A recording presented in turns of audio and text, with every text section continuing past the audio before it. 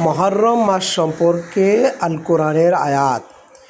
ইন্না ইদ্দাতাশ শুহুরি ইনদাল্লাহি 12 শাহরান ফি কিতাবিল্লাহ ইয়াওমা খালাকাস সামাওয়াতি ওয়াল আরদা মিনহা আরবাআতু হুরুম যালিকাদ দীনুল কাইয়্যুম ফালা তাযলিমু ফীহিন্না আনফুসাকুম وقاتلوا المشركين كافة كما يقاتلونكم كافة واعلموا أن الله مع المتقين। আয়াতের অনুবাদ।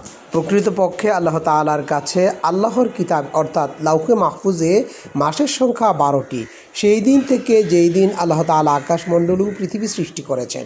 এর মধ্যে 4টি মাস মর্যাদাপূর্ণ। এটাই সহজ সরল দিন এর দাবি। সুতরাং তোমরা এই মাসসমূহের ব্যাপারে নিজেদের প্রতি জুলুম করবে না এবং তোমরা সকলে মিলে মুশরিকদের সাথে লড়াই করো, যেন তারা সকলে মিলে তোমাদের বিরুদ্ধে লড়াই করে। একিন রেখো, নিশ্চয় আল্লাহ তাআলা মুত্তাকিনদের সাথে আছেন। আয়াতের মূল শিক্ষা ও সারসংক্ষেপ। সম্মানিত মাস।